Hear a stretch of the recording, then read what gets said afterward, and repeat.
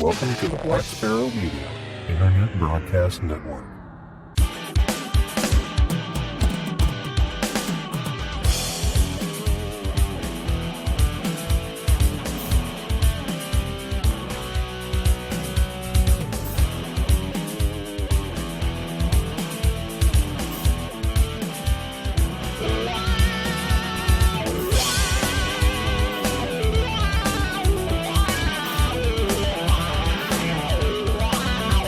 You are listening to Linux in the Ham Shack. LHS is a podcast about Linux, open source, and amateur radio for everyone. Now here are your hosts, Russ, K5TUX, Cheryl, W5MOO, and Bill, NE4RD.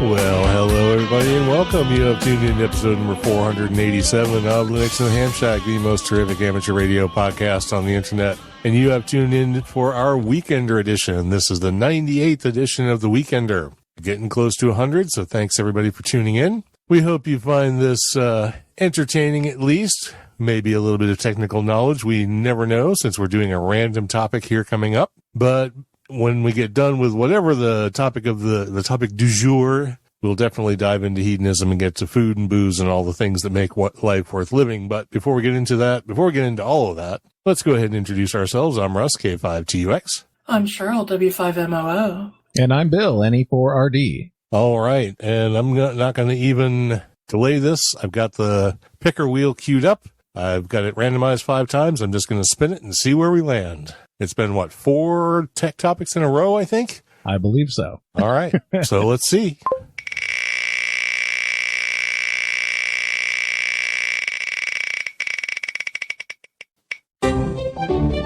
Sweet. Not a technical topic. It's a hedonism topic. Woo-woo! One that Bill and I were really going to enjoy talking about, but I don't know how the rest of you are all going to enjoy this, but you know what? We won't drag on and on and on. But the topic that it chose is the best cigar for the money. Oh, geez. And I feel like I can probably rattle off like a top 5 and call it good, but I know you and I are going to have different opinions about things. We know Tony is also an occasional cigar smoker, so if he wants to chime in and tell us what his favorites are for the money, the topic is best for the money. So this is not your favorite necessarily, but best value for money, I guess.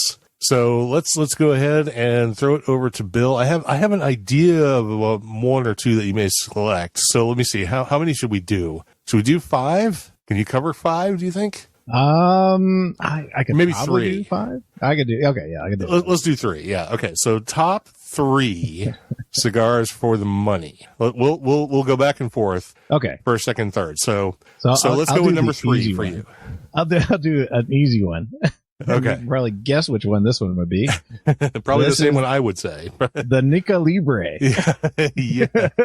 Nica Libre is always an easy find for a cigar for the price. You can generally find it on sale at Cigars International, and it's an excellent smoke. It's an excellent smoke. I enjoy every one I've ever had.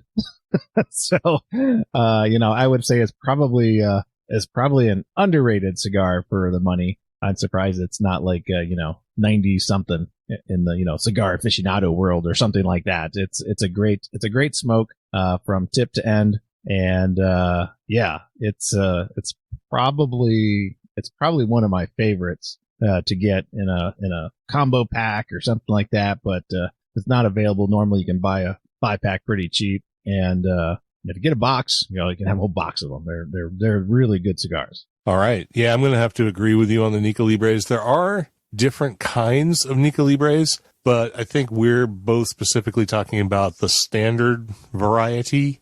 Yeah. Which comes in the darker one, right? Yeah, it comes in like at $4.25 a stick or something like that, generally speaking. So, and I can't think of one that I've ever had that wasn't like rolled perfectly and smoked perfectly and had great flavor. I don't know if they're machine rolled. I'm looking now. I'm almost wondering if they are, because they're so consistent. Yeah, they are very consistent. Maybe I'll be able to figure that out. But because I'm looking at them on CI right now. So, we're not going to go into things like sizes and varieties and stuff like that. But yeah, I would definitely put Nica Libre in the top 3 for sure. So do you have a second one you could pull out for a best value for money? For a value cigar, and I'll go a completely different direction on this one, I'm going to say the 5 Vegas Gold is a great cigar. It's a Connecticut style wrapper. I always enjoy these, even though I never specifically order them. They come in a lot of multiple pack, mother load packs and stuff like that, and they're always a good smoke. And I'm probably don't try enough of them. But I do like this one. The 5 Vegas Gold is a really nice smoke. It's not overly flavored, so it does give your taste buds a little bit of a rest, but it doesn't taste light enough where you don't get a good cigar flavor to it. And it's always in the cheap bundles, and you can generally find it pretty cheap per stick. I think it's probably around $4, a little less than $4 a stick. Yeah, Cinco Vegas is not one I have all that often. I do like them when I do have them, but it's not sort of in my repertoire, so I'm not going to choose that one as an option. I do want to give a quick honorable mention to Victor Sinclair. Oh yeah. Those tend to be pretty inexpensive and pretty tasty. They to me, they're not nearly as good as things like Nica Libre. So that's why it would be sort of an honorable mention, but they're definitely consistent and good value for money. So I would give that as an honorable mention for sure. So for my second pick, what I would pick is the Diesel Unlimited. Oh yeah, nice. Those are really nice. They have great flavor along the lines of the Nica Libre. They're a little more robust than Nica Libres. They're also a little more expensive, but they still come in at about $6.50, I think, a stick. So I think value for money wise, yeah, they're hard to top. Most of the Diesel line is hard to top, but some of them can get sort of to the expensive side. But if you stick to the standard diesels or the Diesel Unlimiteds, I think you're still in good value for money territory. And of those two, I would definitely pick the Unlimited because they're only slightly more expensive than the base version and much better. And I will caveat for people who might want to try any of these that Bill and I sort of tend toward the darker, stronger sticks.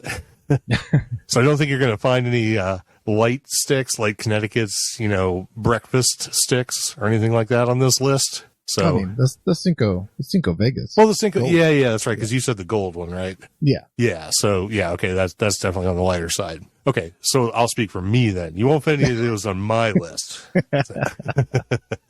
So, all right. So we have Cinco Vegas Gold, we have Diesel Unlimited, and we have a pair of Nica Libres. Okay, so now we're at the top. Where would you put at the top? Oh.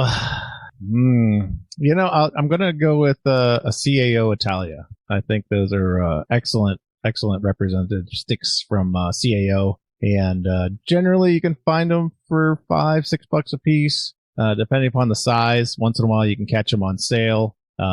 This is an excellent smoke. I enjoy them every time I get them. I don't buy them that often, but I do enjoy it. And it does have a 92 rating, so that's not a bad cigar. Yeah, absolutely. I had one of the Brazilias. You gave me one of those. That wasn't bad at all. I have not had the Italia, and I think, did you give me an MX2? I think you may have given me one. Yeah, the MX2s are real good. They're all about the same price in the CAO family, so you really can't go wrong with an MX2, a Brasilia, or an Italia. I do like the Italias, though. They're really nice. Okay, very good. So for my top pick, I'm going to pick something that I just recently found, and it was funny the way I found them. It was because they were in the Cigars International magazine, and it was totally a gimmick. I got sucked in by the band, and I ordered them fully expecting them to be terrible. And I think I would put them at the top of my budget stick list now, even over Nica Libre. Uh-oh. Yeah. They are a little more expensive than Nica Libres, but these are the Flor de San Andres by Rocky Patel. Well, there you go. That's why it's expensive. Well, they're about $6.25, about the same as the diesels. Yeah. So, yeah, a little bit more expensive than Nica Libre for sure. But I will caveat by saying there's two different versions of the Florida San Andres. There's one with a white band and one with a black band. They have completely different flavor profiles. And I actually tend for the slightly less bodied one, which is the one with the white band. And these are easy to identify because they have sugar skulls on them. So, yeah, and they have the white banded one has this just really interesting sort of cedar chocolate and coffee taste to it that I just really haven't found in any other stick. And considering you can buy them for $6 a stick or less, depending on the quantity, they're absolutely fantastic. So definitely would put that at the top of my list. So any honorable mentions? Well, the only other honorable mention I would mention is one that is not a budget stick because they run about $10 a piece. Well, that doesn't count. Yeah. Okay. So should I mention it? Because I would just say it's like my favorite cigar.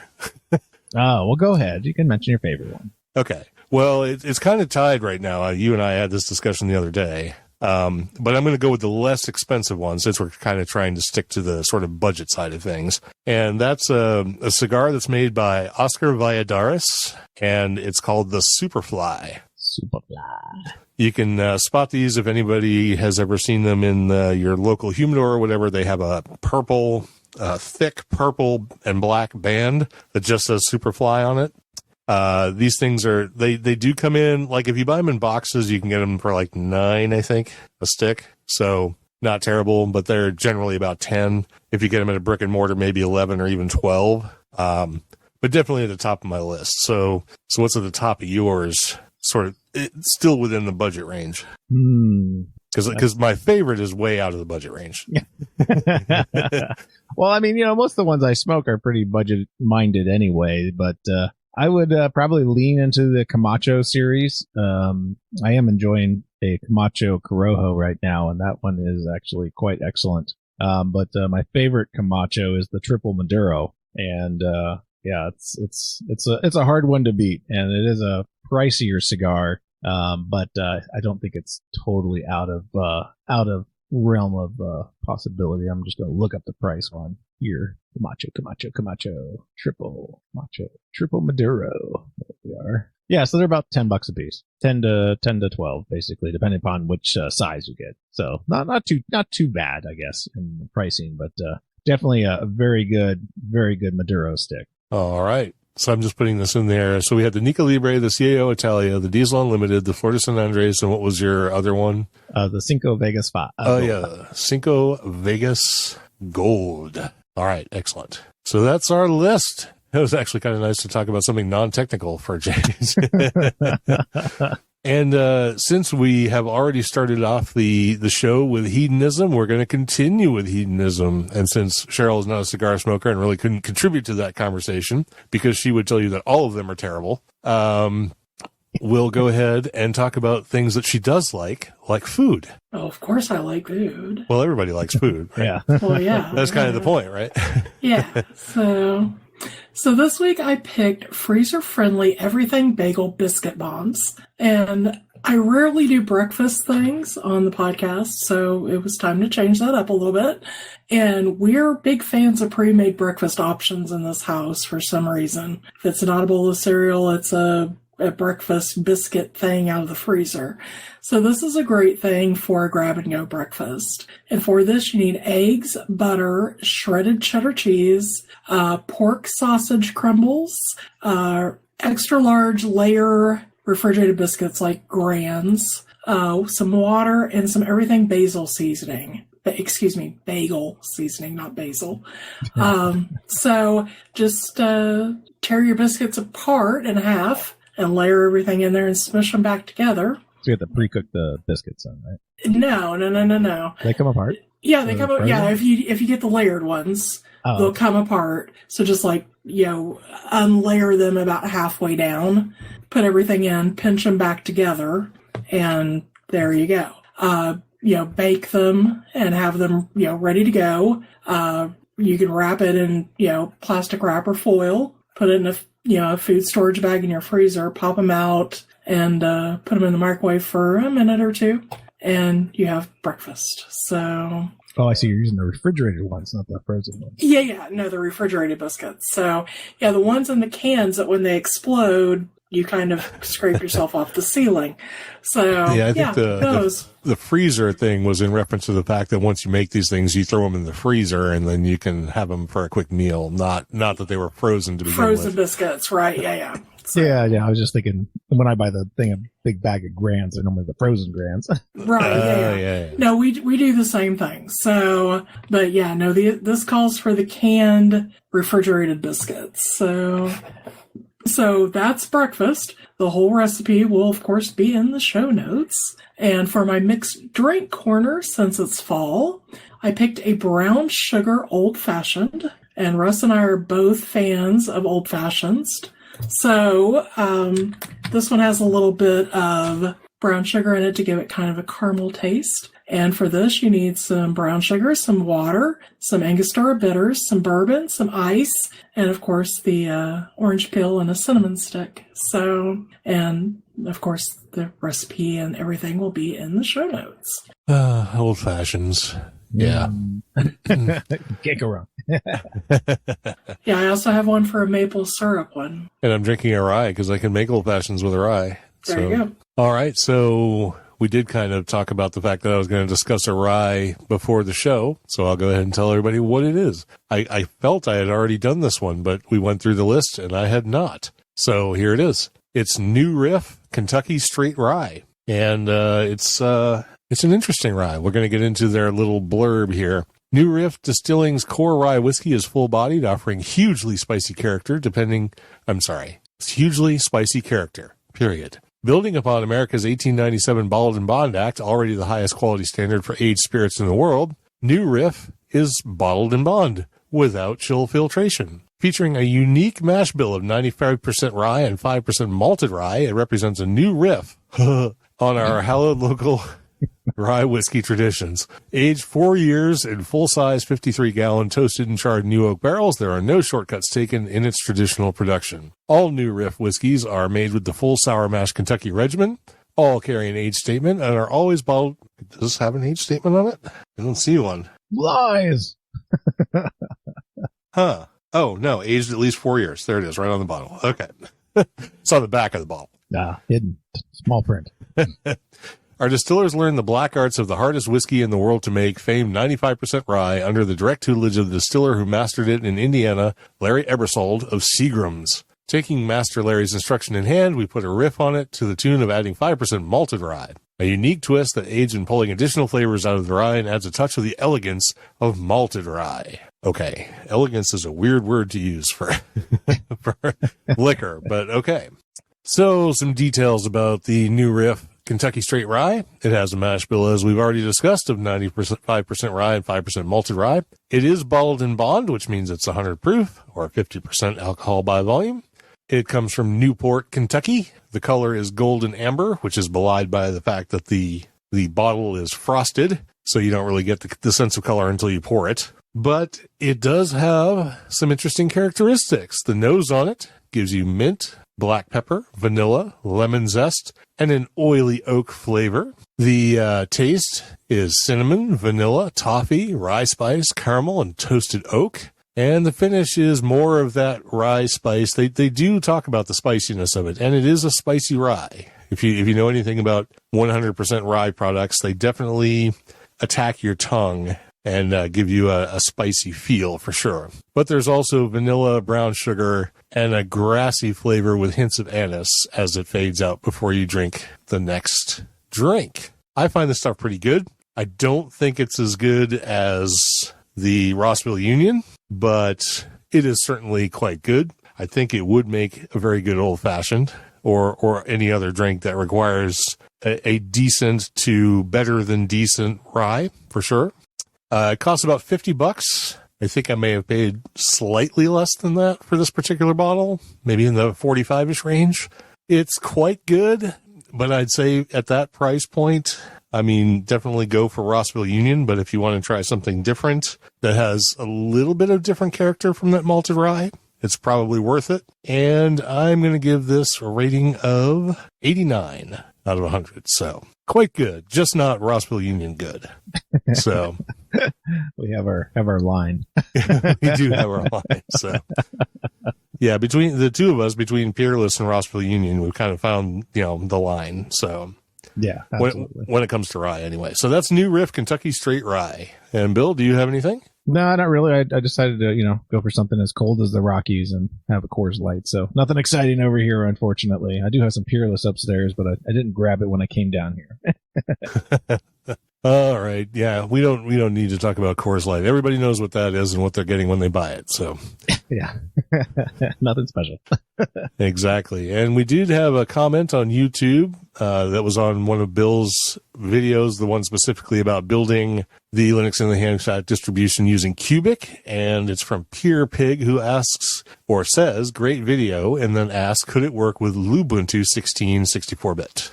Well, I guess. Doesn't Lubuntu come in the newer versions, the 22? I'm sure it does. Yeah. So, yeah, you could definitely do any Ubuntu-based distribution can run through that same process. That's the whole point of it. But, yeah, you'd want to use something more modern. Obviously, Lubuntu 16 is out of support and would not be recommended for anybody to use unless you just had to use it. Especially if you're using 64-bit, there's no reason for you to not have the 2204, latest LTS, or even 2210, which has just been released. So there you go. All right, very good, and thanks for the feedback. And we always appreciate feedback, whether it's a comment or a question. So please send us some if you have the opportunity. We would love to hear from you, and we respond to everything. So go ahead and send some stuff our way. And before we go ahead and wrap up this episode, we'll let Cheryl jump in here and talk about our new subscribers, supporters, and live participants. Okay, I can do that. So we didn't have any new subscribers or Patreons this week. On Facebook, Satnogs joined us. No one on Twitter. On YouTube, we had David Jakeway. Mailing list, we had Paul Sobon and Bill N3AJ. No merchandise sales, no one on Discord. And in our live chat, we have Bill N3AJ, Tony K4XSS, and Don KB2YSI. All right. Well, thanks for jumping on board, Bill, on our various platforms and joining us for the live show. It's good to have you. And it's also good to have everybody who joins on the live show and everybody who listens to the downloaded version. We appreciate each and every one of you. And we hope you'll tune in next time when we come back with a deep dive episode, which will be an interview. It's going to be a follow-up interview on a project we have talked about in the past. We're going to find out everything new with M17. So stay tuned for that. And in the meantime, we hope you have a great week. And we'll go ahead and wrap this one up and let you get on with the rest of your day. I'm Russ. Oh, let me go ahead and do the thing. This has been episode number 487 of Linux in the Ham Shack, the 98th edition of The Weekender. I'm Russ, K5TUX. I'm Cheryl, W5MOO. And I'm Bill, NE4RD 73.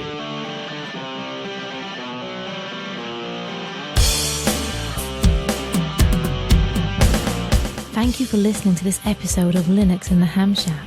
LHS is a community-sponsored podcast. Our website is located at lhspodcast.info. You can support the podcast by visiting the LHS Patreon page at patreon.com/LHS Podcast or by using the contribute list on the homepage. We have a presence on Discord, Facebook, IRC, Twitter, and YouTube. You can also drop us an email at info@lhspodcast.info or leave us a voicemail at 1-909-LHS-SHOW. That's 1-909-547-7469. Visit the online LHS merchandise store at shop.lhspodcast.info for fun and fashionable show-themed merchandise. Until next time, remember to always heed your hedonism.